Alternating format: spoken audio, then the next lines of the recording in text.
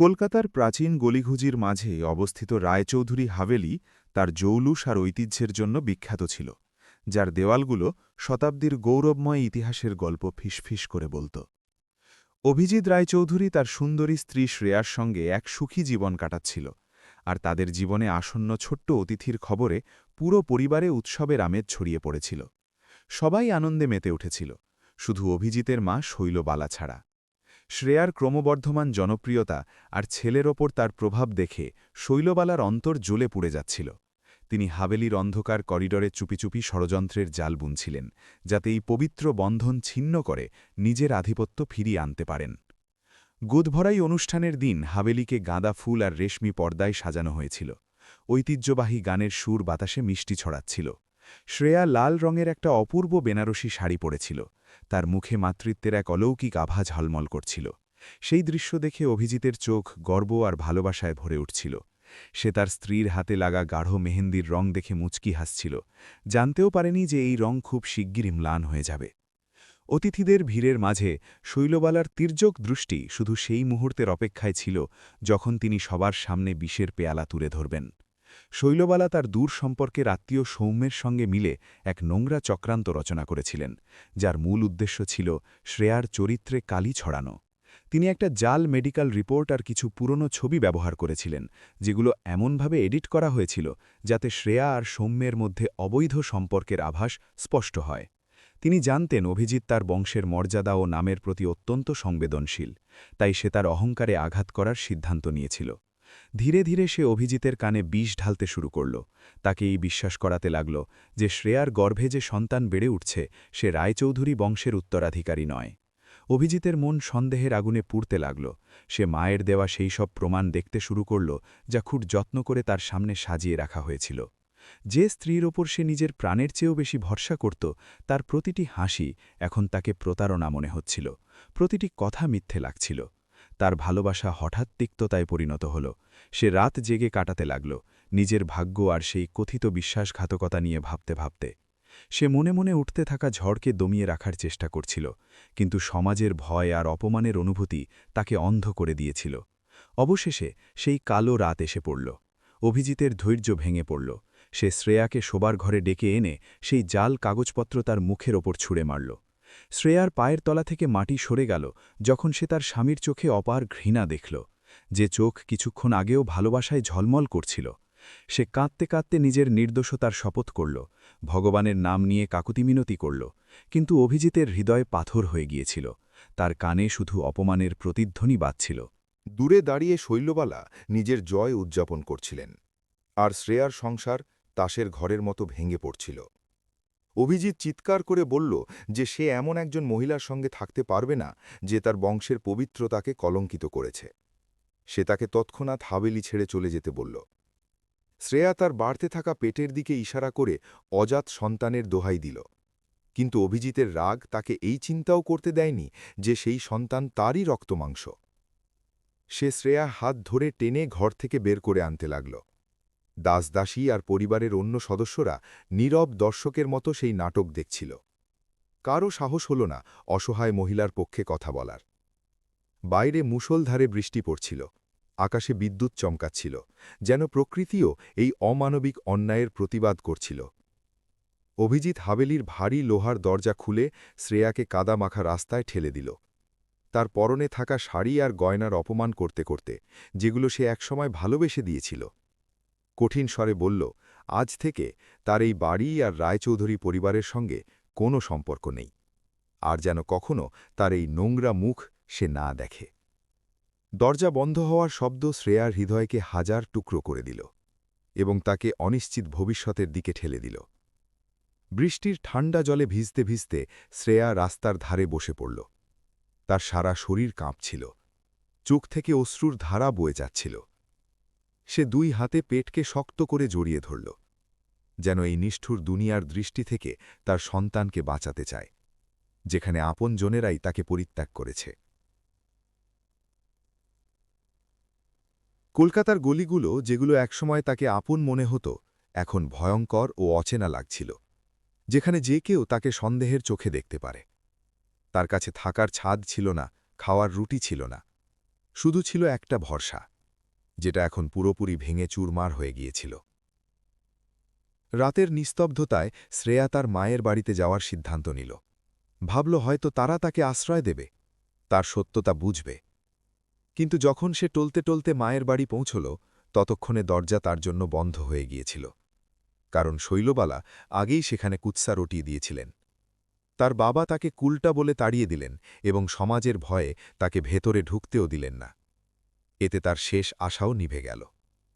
সে একেবারে আশ্রয়হীন হয়ে মন্দিরের সিঁড়িতে বসে পড়ল। সেখানেই রাত কাটানোর সিদ্ধান্ত নিল। আর বৃষ্টি তার জখমগুলোকে ক্রমাগত খোঁচাতে থাকল। অভিজিৎ হাভেলিতে ফিরে গেল, কিন্তু তার আত্মা কোনো শান্তি পেল না। সে মদের বোতলে নিজের দুঃখ আর রাগ ডুবিয়ে রাখার চেষ্টা করতে লাগল। তার মনে হচ্ছিল যে সে নিজের সম্মান বাঁচিয়ে ফেলেছে, কিন্তু আসলে সে তার জীবনের সবচেয়ে মূল্যবান সম্পদকে চিরকালের জন্য হারিয়ে ফেলেছে। হাভেলির প্রতিটি কোণ এখন তাকে শ্রেয়ার স্মৃতি মনে করিয়ে দিচ্ছিল, কিন্তু তার অহংকার তাকে এটা স্বীকার করতে দিচ্ছিল না যে সে ভুল করেছে। সে নিজেকে একজন ভুক্তভোগী মনে করছিল, অথচ সত্যি কথা হল সেই ছিল সেই অন্যায়ের অপরাধী যে একটা নির্দোষ জীবনকে ধ্বংস করে দিয়েছে। পরের কয়েক ঘণ্টায় রায়চৌধুরী হাভেলিতে গভীর নীরবতা নেমে এল। শুধু শৈলবালার মুখে একটা কুটিল হাসি ঝুলে রইল, যা তার সফলতার প্রতীক ছিল। তিনি অভিজিৎকে সান্ত্বনা দেওয়ার ভান করে বললেন যে সময়ের সঙ্গে সব ঠিক হয়ে যাবে। সে দ্বিতীয় বিয়ে করে নতুন জীবন শুরু করতে পারবে। অভিজিৎ মায়ের কথায় ভরসা করে নিল, এটা জেনেও না যে সে নিজের ছেলের ভবিষ্যতে কাঁটা বিছিয়ে দিয়েছে। সেই রাতে গঙ্গার তীরে একটা দিয়া নিভে গেল, কিন্তু একটা নতুন আগুন জন্ম নিচ্ছিল, যা আগামী বছরগুলোতে সবাইকে পুড়িয়ে ছাই করে দেবে। শ্রেয়া চোখের জল মুছে ভগবান শিবের মূর্তির দিকে তাকাল। তার চোখে এখন আর শুধু দুঃখ নয়, একটা দৃঢ় সংকল্পের ঝিলিক জ্বলছিল। সে কসম খেল যে সে একাই তার সন্তানকে মানুষ করবে এবং তাকে এমন যোগ্য করে তুলবে যাতে কোনো রায়চৌধুরী নামের প্রয়োজন না পড়ে। সে শরীরের যন্ত্রণা ভুলে নিজেকে দাঁড় করালো এবং শহর ছেড়ে যাওয়ার প্রথম ট্রেন ধরার জন্য স্টেশনের দিকে হাঁটতে লাগল। সে জানত এই যাত্রা সহজ হবে না, কিন্তু তার কাছে এখন হারানোর মতো আর কিছুই ছিল না, শুধু নিজের স্বাবলম্ব আর অজাত সন্তান ছাড়া। স্টেশনে পৌঁছে সে কাছে থাকা কয়েকটা গয়না এক জহুরির কাছে অর্ধেক দামে বেচে দিল, যাতে টিকিট আর কিছু খাবারের ব্যবস্থা করতে পারে। ভিড়ের মাঝে সে নিজেকে খুব ছোট আর অসহায় মনে করছিল, কিন্তু তার মাতৃত্ব তাকে দুর্বল হতে দিচ্ছিল না। সে মুম্বাইগামী ট্রেন ধরল, এই ভেবে যে বড় শহরের ভিড়ে সে নিজের পরিচয় লুকিয়ে রাখতে পারবে এবং কেউ তাকে চিনে প্রশ্ন করবে না। ট্রেনের জানলা দিয়ে পিছনে পড়ে যাওয়া কলকাতাকে দেখতে দেখতে সে তার পুরনো জীবনকে চিরকালের জন্য বিদায় জানাল এবং একটা নতুন শুরুর দিকে পা বাড়াল। অভিজিৎ সেই রাতে তার স্ত্রীর স্মৃতি জড়িত সবকিছু আগুনে ফেলে দিল, যেন অতীতের প্রতিটি চিহ্ন মুছে ফেলতে চায়। তার চোখে পশ্চাত্তাপের কোনো চিহ্ন ছিল না, শুধু একটা জ্বালা ধরা রাগ ছিল যা তাকে আপনজনদের থেকে দূরে সরিয়ে দিয়েছিল। শৈলবালা তাকে আরেক গ্লাস মদ এগিয়ে দিলেন, এটা জেনে যে অভিজিৎকে যত বেশি নেশায় রাখা যাবে তার পরিকল্পনা ততই সফল থাকবে। হাভেলির দাসীরা চুপি চুপি শ্রেয়ার ভালো গুণের কথা বলাবলি করছিল, কিন্তু অভিজিতের গর্জনে তারা চুপ করে গেল। পুরো বাড়িতে ভয়ের পরিবেশ ছড়িয়ে পড়ল। যখন সকালের প্রথম আলো কলকাতার ঘাটে পড়ল, ততক্ষণে শ্রেয়ার ট্রেন শহরের সীমানা পেরিয়ে গিয়েছিল।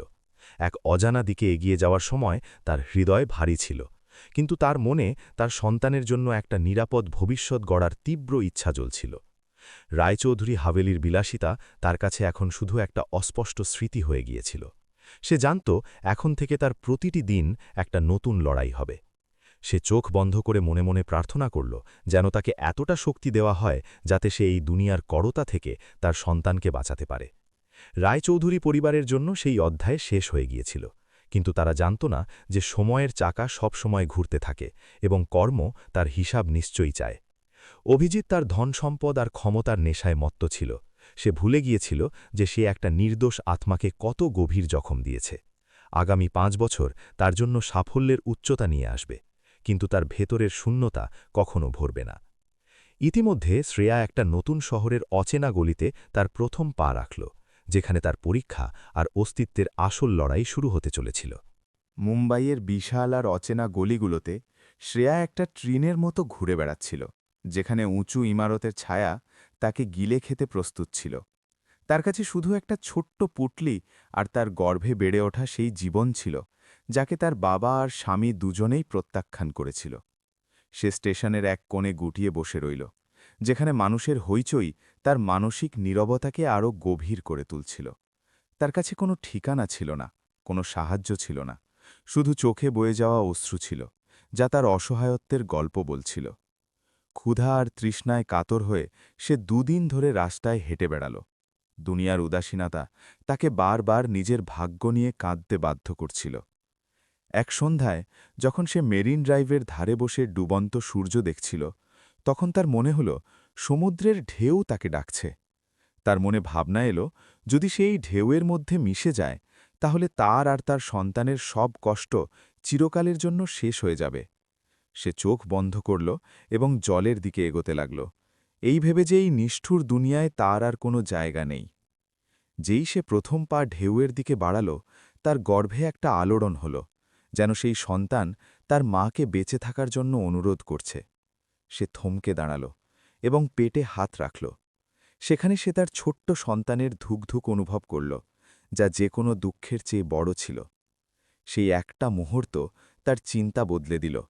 সে বুঝল যে তাকে শুধু নিজের জন্য নয়, এই নিরীহ প্রাণের জন্যেও বেঁচে থাকতে হবে। সে আকাশের দিকে তাকিয়ে ভগবানের কাছে ক্ষমা চেয়ে প্রতিজ্ঞা করল যে সে কখনো হার মানবে না। সেখান থেকে ফেরার পথে সে একটা ছোট্ট বস্তিতে পৌঁছল, যেখানে এক বৃদ্ধ দর্জি, যাকে সবাই চাচা বলে ডাকত, তার দোকানের বাইরে বসে কাজ করছিলেন।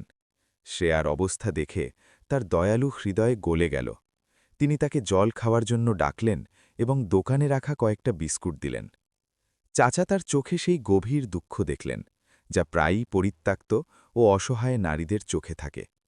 তিনি কোনো প্রশ্ন না করে শ্রেয়াকে তার ছোট্ট ঝুঁপড়ির বারান্দায় রাত কাটানোর অনুমতি দিলেন, যা তার কাছে কোনো প্রাসাদের চেয়ে কম ছিল না। পরের দিন থেকে শ্রেয়া চাচার সাহায্য করতে শুরু করল। সে ছোটবেলায় মায়ের কাছে শেখা কাজের সুতো সূচের কাজ শুরু করল। চাচা তার পরিশ্রম আর সরলতায় খুব প্রভাবিত হলেন। তারা তাকে নিজের মেয়ের মতো মেনে নিলেন। এতে শ্রেয়া একটা নতুন পরিবার আর পরিচয় পেল। সে দিনভর সুতো নিয়ে লড়াই করত, যাতে আসন্ন সন্তানের জন্য কিছু টাকা জমাতে পারে এবং একটা সম্মানজনক জীবন যাপন করতে পারে। তার আঙুলের ডগায় বিঁধে যাওয়া সূচ তাকে অভিজিৎ দেওয়া মানসিক যন্ত্রণা থেকে মুক্তি দিত। মাসগুলো কেটে গেল। শ্রেয়ার গর্ভ এখন স্পষ্ট হয়ে উঠেছিল, কিন্তু সে কখনো কাজ থেকে পিছু হটেনি এবং তার ক্লান্তি মুখে ফুটতে দেয়নি। বস্তির অন্য মহিলারা শুরুতে তাকে সন্দেহের চোখে দেখত, কিন্তু তার দয়া আর পরিশ্রম খুব তাড়াতাড়ি সবার মন জয় করে নিল। সে আর একা ছিল না, কারণ সেই গরিব মানুষগুলো তাকে আপন করে নিয়েছিল, যারা নিজেরাই অভাবে জীবন কাটাত, কিন্তু যাদের হৃদয় ছিল অনেক বড়। শ্রেয়া বুঝল যে মানবতা শুধু প্রাসাদে নয়, এই সরু গলিগুলোতেও জীবিত আছে, যেখানে মানুষ একে অপরের দুঃখ বোঝে। এক ঝড়ো রাতে যখন বিদ্যুৎ চমকাচ্ছিল, শ্রেয়ার প্রসব বেদনা শুরু হল। চাচা তৎক্ষণাৎ বস্তির দাঁইকে ডেকে আনলেন। সেই রাত শ্রেয়ার জন্য অগ্নি পরীক্ষার মতো ছিল, যেখানে তাকে তার জীবনের সবচেয়ে বড় যন্ত্রণা আর সবচেয়ে বড় আনন্দ একসঙ্গে অনুভব করতে হল। ঘণ্টার পর ঘণ্টা কষ্ট আর প্রার্থনার পর একটা ছোট্ট ছেলের কান্নার আওয়াজ সেই ঝুপড়িতে ছড়িয়ে পড়ল, যা বাইরের ঝড়কে শান্ত করে দিল। শ্রেয়া যখন প্রথমবার তার ছেলেকে কোলে নিল, তখন সে তার সব পুরনো জখম আর অপমান ভুলে গেল। সে তার ছেলের নাম রাখল আর্য, যার অর্থ শান্তি, কারণ সেই শিশু তার অশান্ত জীবনে শান্তির প্রথম আলো ছড়িয়ে দিয়েছিল। আর্যর চোখ দুটো অভিজিতের মতোই ছিল, যা তাকে বারবার অতীতের কথা মনে করিয়ে দিত। কখনো কখনো তার ভয় হতো যে আর্যর চেহারা তাকে দুর্বল করে ফেলবে, কিন্তু তারপর সে তার মমতা দিয়ে সেই ভয়কে জয় করে নিত। সে সিদ্ধান্ত নিল যে সে আর্যকে সত্য বলবে, কিন্তু কখনো ঘৃণা শেখাবে না, যাতে সে একজন সৎ মানুষ হতে পারে। যেমন যেমন আর্য বড় হতে লাগল, শ্রেয়ার দায়িত্বও বাড়তে লাগল, কারণ সে চাইত তার ছেলে ভালো স্কুলে পড়ুক এবং বড় মানুষ হোক। সে দিনে 14 ঘণ্টা সেলাই করত এবং রাতে দিয়ের আলোয় আর্যর ছেঁড়া কাপড় রিফু করত, যাতে ছেলেটা কখনো গরিবীর অনুভূতি না পায়। নিজের জন্য কখনো নতুন শাড়ি কিনত না, কিন্তু প্রতিটি উৎসবে আর্যর জন্য নতুন জামাকাপড় আর খেলনা নিয়ে আসত। তার জীবন এখন শুধু ছেলের চারপাশে ঘুরপাক খেত। আর্যর একটা হাসি তার সব ক্লান্তি মুছে দিত। আর্য খুব বুদ্ধিমান ও বোঝাপড়া সম্পন্ন ছেলে হয়ে উঠল। মায়ের পরিশ্রম দেখে দেখে সে ছোটবেলাতেই পরিণত হয়ে গিয়েছিল। সে মাঝে মধ্যে মাকে বাবার কথা জিজ্ঞাসা করত। শ্রেয়া শুধু বলতো, তারা অনেক দূরে চলে গেছে, এখন আমরাই একে অপরের সবকিছু। আর্য মাকে কখনো দুঃখী দেখতে পারত না, তাই সে পড়াশোনায় জান দিয়ে লেগে যেত, যাতে তাড়াতাড়ি কিছু উপার্জন করে মাকে সাহায্য করতে পারে। মা ছেলের এই অদ্ভুত বন্ধনই তাদের সমাজের কটু কথা আর গরিবীর আঘাত সহ্য করার অসীম শক্তি দিয়েছিল। 5 বছর কেটে গেল। শ্রেয়া এখন বস্তির সবচেয়ে দক্ষ সেলাইওয়ালি হয়ে উঠেছিল। তার কাজের চাহিদা এখন শহরের বড় দোকানগুলোতেও পৌঁছে গিয়েছিল। পরিশ্রম করে সে একটা ছোট পাকা ঘর ভাড়া নিয়েছিল এবং আর্যর ভর্তি করিয়েছিল একটা ভালো প্রাইমারি স্কুলে। তার জীবনে এখন একটা স্থিরতা এসেছিল, তবে হৃদয়ের কোনো এক কোণে এখনও সেই জখম তাজা ছিল যা অভিজিৎ দিয়েছিল। সে জানত অতীতকে পুরোপুরি মুছে ফেলা যায় না, কিন্তু বর্তমানকে সে সুন্দর করে গড়ে তুলতে পেরেছিল। আর্য এখন স্কুলে যেত। তার বুদ্ধি ও তর্কশক্তি দেখে শিক্ষকরাও অবাক হয়ে যেতেন। শ্রেয়া তার ওপর খুব গর্ব করত, কিন্তু তার মনে একটা চিন্তা থেকেই যেত, কখনো যেন সত্যটা তার নিষ্পাপ মনে আঘাত না করে। সে প্রায়ই আর্যকে সততা, নৈতিকতা আর সত্যের পথে চলার শিক্ষা দিত, এটা জেনে যে কর্মফল কখনো ব্যর্থ হয় না। মা ছেলের এই জুটি বস্তির জন্য একটা উদাহরণ হয়ে উঠেছিল, কিভাবে প্রতিকূল পরিস্থিতিতেও মানুষ মর্যাদা বজায় রাখতে পারে। প্রতি সন্ধ্যায় শ্রেয়া মুম্বাইয়ের খাড়ির ধারে বসে দিয়া জ্বালাত। ভগবানের কাছে শুধু ছেলের মঙ্গল কামনা করত। তার আর অভিজিতের প্রতি কোনো অভিযোগ ছিল না। সে কারো থেকে প্রতিশোধও চাইত না, কারণ তার ছেলেই তার সবচেয়ে বড় পুরস্কার ছিল। সে কখনো কারো কাছে হাত পাতেনি, এটাই তার সবচেয়ে বড় জয় ছিল। সে জানত না যে মুম্বাইয়ের অন্য প্রান্তে অভিজিতের জীবনেও একটা বড় পরিবর্তন আসতে চলেছে, যা তাদের আবার মুখোমুখি দাঁড় করাবে। শ্রেয়া তার অতীতের স্মৃতিগুলো একটা সিন্দুকে তালা মেরে রেখেছিল, কিন্তু সময়ের গতিকে কেউ থামাতে পারে না। সে আবার তাকে পুরনো মোড়ে ফিরিয়ে নিয়ে যাচ্ছিল।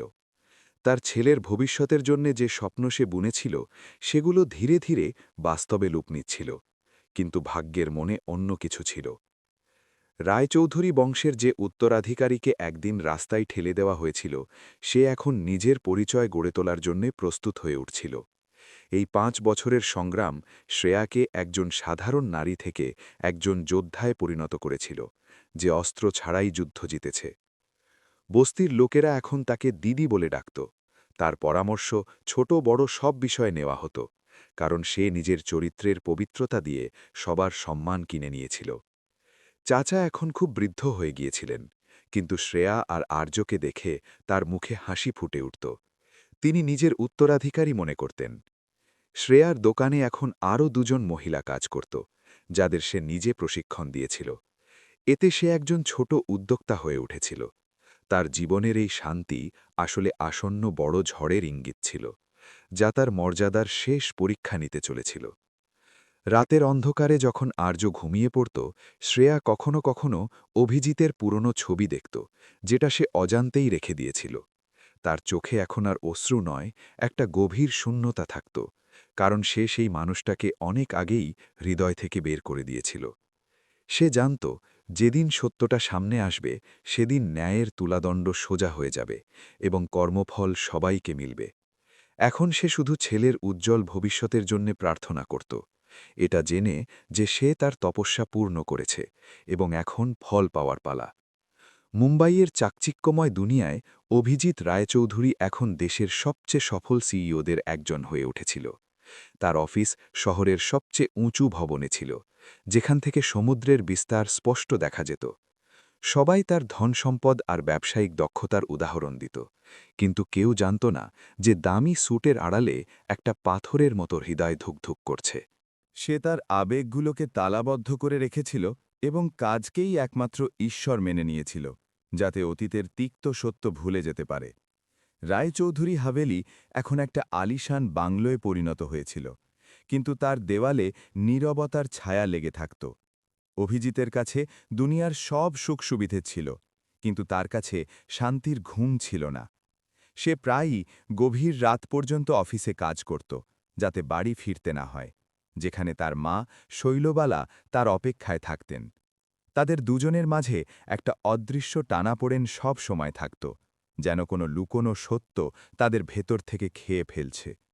তার প্রতিটি সাফল্য তাকে একটা নতুন অতৃপ্ত পিপাসা দিয়ে যেত। ইতিমধ্যে শৈলবালার শরীর ধীরে ধীরে ভেঙে পড়ছিল। একটা গুরুতর রোগ তাকে আক্রমণ করেছিল। তিনি এখন বিছানা থেকে উঠতেও অক্ষম হয়ে পড়েছিলেন এবং রাতভর যন্ত্রণায় কাতরাতেন। ডাক্তাররা হাল ছেড়ে দিয়েছিলেন, এখন শুধু সেবাই তার একমাত্র ভরসা ছিল। অভিজিৎ মায়ের অবস্থা দেখে কষ্ট পেত, কিন্তু সে বুঝতে পারছিল না কেন মায়ের চোখে মৃত্যুর ভয়ের চেয়ে কোনো গভীর উদ্বেগের ছায়া বেশি। রোগের সেই দিনগুলোতে শৈলবালা প্রায়ই শ্রেয়ার স্বপ্ন দেখতেন, যেখানে শ্রেয়া রক্তাক্ত হয়ে ন্যায় চাইছে। ভয়ে চিৎকার করে জেগে উঠতেন এবং ভগবানের কাছে প্রাণ ভিক্ষা চাইতেন। তার মনে ভয় বসে গিয়েছিল যে তার পাপের শাস্তি নরকে ভোগ করতে হবে। ধীরে ধীরে তার আত্মার বোঝা এত বেড়ে গেল যে তিনি সিদ্ধান্ত নিলেন মরার আগে অভিজিৎকে সব সত্য বলে দেবেন, ফল যাই হোক না কেন। এক সন্ধ্যায় যখন সূর্য ডুবছিল, শৈলবালা কাঁপা হাতে অভিজিৎকে কাছে বসতে ইশারা করলেন। তার শ্বাস ওঠানামা করছিল এবং চোখে পশ্চাত্তাপের অশ্রু স্পষ্ট ছিল। তিনি ধীর কণ্ঠে বললেন যে যমরাজের সামনে যাওয়ার ভয় করছে, কারণ তিনি একটা খুব বড় পাপ করেছেন। অভিজিৎ তাকে সান্ত্বনা দেবার চেষ্টা করল, কিন্তু তিনি তাকে থামিয়ে বললেন সেই সত্য তাকে শুনতেই হবে, যা 5 বছর ধরে তার বুকে চাপা পড়ে আছে। শৈলবালা ফুপিয়ে কেঁদে বললেন যে শ্রেয়া কখনো অবিশ্বাসী ছিল না এবং সে কখনো রায়চৌধুরী পরিবারের মর্যাদা নষ্ট করেনি। তিনি স্বীকার করলেন যে সেই জাল মেডিকেল রিপোর্ট আর ছবিগুলো তার নিজের ষড়যন্ত্রের অংশ ছিল, যা তিনি সৌম্যর সঙ্গে মিলে রচনা করেছিলেন। তিনি বললেন কিভাবে তিনি শ্রেয়ার মাতৃত্ব আর চরিত্রের ওপর মিথ্যা অভিযোগ তুলেছিলেন, যাতে অভিজিৎকে পুরোপুরি নিজের নিয়ন্ত্রণে রাখতে পারেন। এই কথা শুনে অভিজিতের পায়ের তলা থেকে মাটি সরে গেল। তার পুরো দুনিয়া ছিন্ন ভিন্ন হয়ে গেল। তার চোখের সামনে সেই বৃষ্টির রাত ঘুরতে লাগল যখন সে তার নির্দোষ গর্ভবতী স্ত্রীকে বাড়ি থেকে বের করে দিয়েছিল। শ্রেয়ার মিনতি আর চিৎকার তার কানে বাজতে লাগল, যেগুলো সে নিষ্ঠুরভাবে উপেক্ষা করেছিল। মায়ের প্রতিটি কথা তার কানে গলিত কাঁচের মতো পড়ছিল, যা তার হৃদয়কে ছিন্ন ভিন্ন করে দিচ্ছিল। সে বুঝল যে সে শুধু স্ত্রীকেই হারায়নি, নিজের রক্ত মাংসকেও রাস্তায় মরতে ছেড়ে দিয়েছে। রাগ আর দুঃখের ঝড়ে অভিজিৎ মায়ের ওপর চিৎকার করতে যাচ্ছিল, কিন্তু তার মৃত্যু সন্নিকট অবস্থা দেখে সে নিঃশব্দ হয়ে গেল। সে মায়ের চোখে সেই ভয়ঙ্কর সত্য দেখল, যা তার গত 5 বছরের সব সাফল্যকে একটা বড় মিথ্যায় পরিণত করে দিয়েছিল। সে চিৎকার করে জিজ্ঞাসা করল, আপনি এমনটা কেন করলেন? তিনি শুধু বললেন, আমি শ্রেয়ার ভালোত্বকে ভয় পেতাম।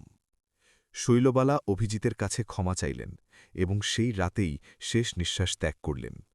কিন্তু তিনি অভিজিৎকে একটা কখনো শেষ না হওয়া অপরাধ বোধের মধ্যে ফেলে রেখে গেলেন। মায়ের শেষকৃত্যের পর অভিজিৎ একটা জ্যান্ত লাশের মতো হয়ে গেল, যার এখন তার ধন দৌলাত আর রুতবার প্রতি ঘৃণা জন্মে গিয়েছিল। সে নিজেকে ঘরে বন্দি করে রাখল এবং সেই স্মৃতিগুলো খুঁজতে লাগল যেগুলোকে সে একসময় মুছে ফেলার চেষ্টা করেছিল। তাকে শ্রেয়ার পুরনো শাড়ি আর গয়না মনে পড়ল, যেগুলো সে ভালোবেসে দিয়েছিল। সে ঘণ্টার পর ঘণ্টা আয়নার সামনে দাঁড়িয়ে নিজেকে ধিক্কার দিতে লাগল যে সে কিভাবে এত অন্ধ হয়ে গিয়েছিল যে মায়ের মিথ্যাকে সত্যি ভেবে নিয়েছিল।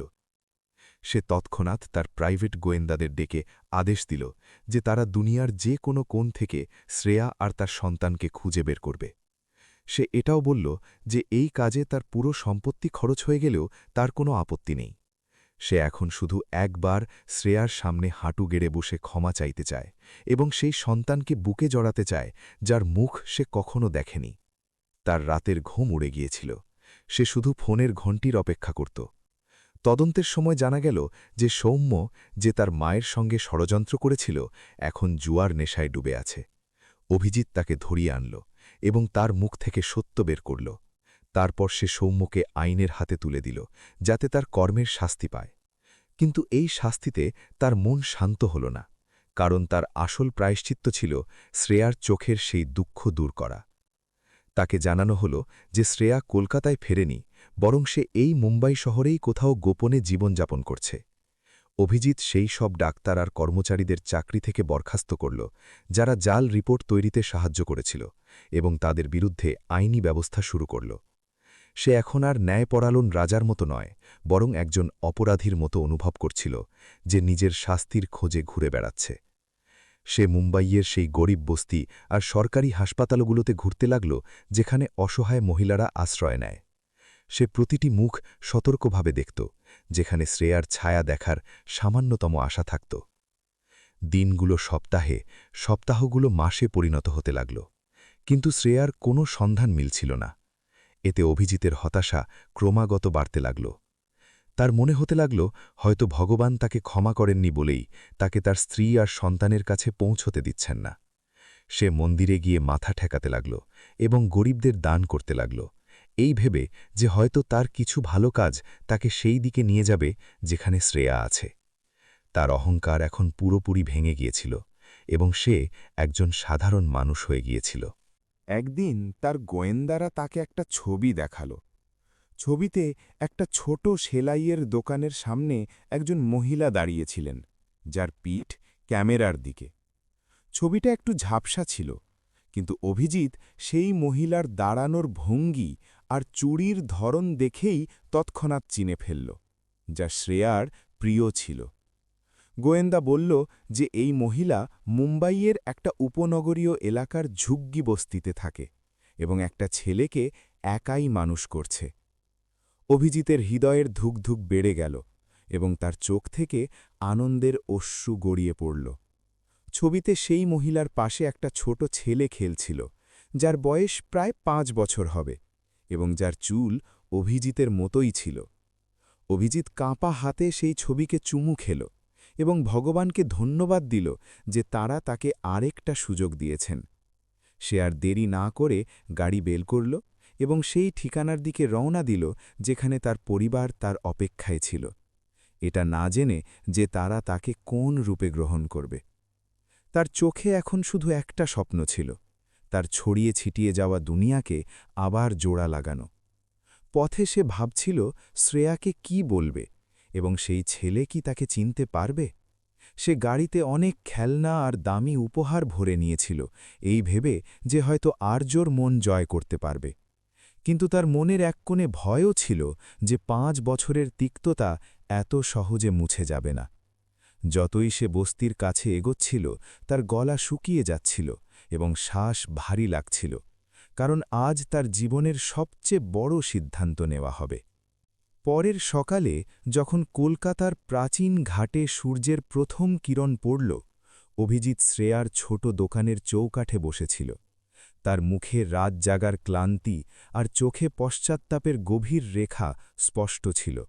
সে পুরো রাত সেই ধুলোমাখা রাস্তায় কাটিয়েছিল, এটা প্রমাণ করার জন্য যে তার প্রায়শ্চিত্ত কোনো নাটক নয়, বরং তার আত্মার আকুতি। বস্তির লোকেরা এখন তাকে ঘৃণা করত না, বরং একটা অদ্ভুত সহানুভূতির চোখে দেখত, কারণ তারা একজন শক্তিশালী সিইওকে ভিখারির মতো পড়ে যেতে দেখেছিল। শ্রেয়া যেই দোকান খুলল, অভিজিৎকে দেখে কিছুক্ষণ ভেবে তাকে ভেতরে আসার ইশারা করল। অভিজিতের চোখে আশার নতুন আলো জ্বলে উঠল। ভেতরে সেলাই মেশিনের শব্দে ভরা ছিল, কিন্তু তাদের দুজনের মাঝে একটা ভারী নীরবতা ছড়িয়েছিল, যাকে কথায় বোঝানো অসম্ভব ছিল। অভিজিৎ কাঁপা হাতে পকেট থেকে একটা আইনি দলিল বের করে টেবিলে রাখল এবং বলল যে সে তার সব সম্পত্তি আর কোম্পানি আর্যর নামে করে দিয়েছে। সে বলল যে সে এখন আর কিছুই চায় না, শুধু একবার তার ছেলেকে তার নাম দিতে চায়, যাতে সমাজ তাকে বাবাহীন বলে অপমান না করতে পারে। শ্রেয়া সেই দামি কাগজগুলোর দিকে একবারও না তাকিয়ে অভিজিতের চোখে সোজা তাকিয়ে খুব শান্ত কিন্তু দৃঢ় স্বরে বলতে লাগল। সে জিজ্ঞাসা করল, তুমি কি সত্যিই মনে করো যে এই কোটি কোটি টাকা 5 বছরের অশ্রু, রাতের সেই তিক্ত একাকিত্ব আর সেই বৃষ্টির রাতের অপমানের পূরণ করতে পারবে যখন আমি গর্ভবতী ছিলাম? শ্রেয়া অভিজিৎকে মনে করিয়ে দিল যে যখন তার সবচেয়ে বেশি সাহায্যের দরকার ছিল, তখন এই ধন দৌলত আর বংশের নামের অহংকার তাকে বেসহায় করে ছেলে দিয়েছিল। সে বলল যে আর্য এই গরিবীর সরু গলিতে থেকে যে সংস্কার, সততা আর মানসিক শক্তি শিখেছে তা রায়চৌধুরী হাভেলির সোনার ঘরে কখনো পেতে পারত না। সে খুব স্পষ্ট করে বলল যে তার ছেলের কোনো এমন নামের দরকার নেই যে নাম তার মায়ের চরিত্রে কাদা ছড়ানোর পর এখন দয়ার মতো দেওয়া হচ্ছে। ঠিক তখনই ছোট আর্য স্কুলে যাওয়ার জন্য তৈরি হয়ে সেখানে এলো। সে তার সামনে সেই প্রভাবশালী মানুষটাকে আবার দেখল যাকে সে আগের দিন চকলেট দিয়েছিল। অভিজিৎ আর নিজেকে সামলাতে পারল না। সে আর্যর পায়ের কাছে মাটিতে পড়ে গেল এবং ফুপিয়ে কেঁদে উঠল। সে আর্যর ছোট হাত ধরে অনুরোধ করল যে সে তাকে বাবা হিসেবে মেনে নিক এবং অন্তত একবার পাপা বলে ডাকুক, যা এখন তার জীবনের সবচেয়ে বড় ও শেষ আকাঙ্ক্ষা হয়ে উঠেছিল। আর্য পুরোপুরি বিভ্রান্ত হয়ে মায়ের দিকে তাকাল, যার চোখে এখন 5 বছরের জমা দুঃখের স্রোত উথলে উঠছিল এবং তার হৃদয়ও ধীরে ধীরে গলে যাচ্ছিল। শ্রেয়া এগিয়ে এসে আর্যর মাথায় স্নেহ করে হাত রাখল এবং অভিজিতের দিকে তাকিয়ে বলল যে সে তার ছেলেকে কখনো ঘৃণা করতে শেখায়নি। সে বলল যে সে অভিজিৎকে একজন মানুষ হিসেবে ক্ষমা করতে পারে, কিন্তু স্ত্রী হিসেবে আর কখনো তাকে গ্রহণ করতে পারবে না, কারণ পুরনো শ্রেয়া সেই রাতে মরে গিয়েছে। সে স্পষ্ট করে বলল যে সে আর সেই পুরনো ভীতু শ্রেয়া নয় যে শুধু স্বামীর ছায়ায় থাকতে জানত। সে এখন একজন স্বাধীন মা, যে নিজের দুনিয়া নিজে গড়েছে। অভিজিৎ গভীরভাবে বুঝল যে সে সেই পবিত্র অধিকার অনেক আগেই হারিয়ে ফেলেছে যখন সে মায়ের মিথ্যা কথায় ভরসা করে স্ত্রীর হাত ছেড়ে দিয়েছিল। সে শ্রেয়ার এই কঠিন সিদ্ধান্তকে পুরো মর্যাদার সঙ্গে মেনে নিল এবং কলকাতায় থেকে একজন গোপন রক্ষকের মতো তাদের জীবনের নিরাপত্তা দেওয়ার কঠিন প্রতিজ্ঞা করল। অভিজিৎ তার বিলাসী জীবন পুরোপুরি ত্যাগ করার সিদ্ধান্ত নিল এবং বাকি সম্পত্তি গরিব শিশু ও অসহায় মহিলাদের কল্যাণে ব্যয় করার প্রতিজ্ঞা করল। সে বুঝল যে তার আসল প্রায়শ্চিত্ত শুধু কথায় নয়, যাদের সমাজ তার মতোই একদিন ঠেলে দিয়েছিল তাদের সেবায়। সে কলকাতার একটা ছোট সাধারণ ঘরে থাকার ব্যবস্থা করল, যেখান থেকে সে প্রতিদিন আর্যকে স্কুলে যেতে দূর থেকে দেখতে পারত এবং তার আত্মাকে শান্তি দিতে পারত। বস্তির সেই ছোট ঘরে সেদিন একটা অদ্ভুত কিন্তু সুখদ শান্তি নেমে এলো, যেখানে দুনিয়ার অপার ধন ও ক্ষমতার করুণ পরাজয় হল। শ্রেয়া অভিজিৎকে 1 কাপ গরম চা দিল, যা এই ইঙ্গিত দিল যে সে তাকে এখন অপরাধীর বদলে একজন মানুষ হিসেবে গ্রহণ করেছে। আর্য ধীরে ধীরে অভিজিতের হাত ধরল এবং তাকে তার স্কুলের নতুন ছবি দেখাতে লাগল। এতে অভিজিতের জীবনের সবচেয়ে গভীর জখম ধীরে ধীরে ভরতে লাগল। সময়ের চাকা যত এগোল, অভিজিৎ রায়চৌধুরী সাম্রাজ্যে পুরো দায়িত্ব একটা পেশাদার বোর্ডের হাতে তুলে দিল এবং নিজেকে সম্পূর্ণ নিঃস্বার্থ সমাজসেবায় নিয়োজিত করল। সে প্রতিদিন আর্যর স্কুলের বাইরে দাঁড়াত এবং তাকে খেলার মাঝে জীবনের বড় বড় শিক্ষা দিত, যেগুলো সে নিজের ভুল থেকে খুব কষ্ট করে শিখেছিল। শ্রেয়া তার ছোট দোকানকে এখন একটা বড় আধুনিক বুটিকে পরিণত করেছিল, যেখানে শুধু সমাজের নির্যাতিত মহিলারাই কাজ করত এবং স্বাবলম্বী হয়ে বাঁচত। রায়চৌধুরী হাভেলির সেই কালো দিনগুলো এখন শুধু একটা অস্পষ্ট স্মৃতি হয়ে গিয়েছিল, আর কলকাতার গলিতে একটা নতুন প্রেরণাদায়ক গল্প লেখা হচ্ছিল। অভিজিৎ বুঝল যে কর্ম শুধু শাস্তি দেয় না, সে মানুষকে তার পাপ সংশোধনের আর একটা মূল্যবান সুযোগও দেয়, যদি মনের সত্যিকারের অনুতাপ থাকে। শ্রেয়ার চোখে এখন আর সেই পুরনো গভীর দুঃখ ছিল না, বরং ছিল একজন আত্মবিশ্বাসী নারীর উজ্জ্বলতা, যে নিজের পরিশ্রমে নিজের ভাগ্য বদলে নিয়েছে। আর্যর 10ম জন্মদিনে অভিজিৎ তাকে একটা খুব আবেগময় চিঠি লিখল, যেখানে সে তার জীবনের সবচেয়ে বড় ও লজ্জাজনক ভুলের বিস্তারিত উল্লেখ করল। সেই দিন আর্য প্রথমবার খুব স্নেহ করে অভিজিৎকে পিতাজি বলে ডাকল। এটা শুনে অভিজিতের মনে হল যে তার জীবনের মূল উদ্দেশ্য আজ পূর্ণ হয়েছে। শ্রেয়া দূর থেকে এই আবেগময় দৃশ্য দেখে মৃদু হাসছিল, কারণ সে অবশেষে তার স্বামীর ভেতরের সেই অহংকারী দানবকে মরতে এবং একজন সৎ মানুষকে জন্ম নিতে দেখেছিল। এই গল্পের শেষ আমাদের গভীরভাবে শেখায় যে যখন অহংকার আর সন্দেহের আগুনে পবিত্র সম্পর্ক পুড়ে যায়, তখন তার ছাই থেকে শুধু সত্যিকারের পশ্চাতাপই নতুন জীবন জন্ম দিতে পারে। অভিজিৎ হয়তো তার ধনদৌলত ও মর্যাদা হারিয়েছে, কিন্তু সে তার হারানো আত্মাকে ফিরে পেয়েছে, আর শ্রেয়া তার হারানো সম্মান ফিরে পেয়েছে। গঙ্গার পবিত্র ঢেউ এই কথার সাক্ষী যে প্রেম, ক্ষমা আর স্বাবলম্বনের শক্তি এই দুনিয়ার যে কোনো রাজদণ্ড, সিংহাসন বা সোনার মুকুটের চেয়ে সবসময় বড়। কলকাতার চাঁদ ঘাটে জ্বলন্ত দিয়ার আলোর মাঝে অভিজিৎ আর শ্রেয়া আজ পাশাপাশি দাঁড়িয়েছিল। আর্য কিছু দূরে অন্য শিশুদের সঙ্গে খুশিতে খেলছিল। অভিজিৎ হাত জোড় করে মা গঙ্গাকে কৃতজ্ঞতা জানাল যে তিনি তাকে সঠিক পথ দেখিয়েছেন এবং তাকে সেই গভীর অন্ধকার থেকে বের করে এনেছেন যেখানে সে বছরের পর বছর ঘুরে বেরিয়েছে। শ্রেয়া মৃদু ও শান্ত হাসি দিয়ে তার দিকে তাকাল। সেই পবিত্র মুহূর্তে পুরনো সব তিক্ততা আর অভিযোগ যেন গঙ্গার শীতল জলে চিরকালের জন্য বিলীন হয়ে গেল। তাদের গল্প একটা সতর্কবাণীও বটে, আবার একটা প্রেরণাও যে মানুষ যতই বড় হয়ে উঠুক না কেন, কর্মের হিসাব তাকে এখানেই চোকাতে হয়।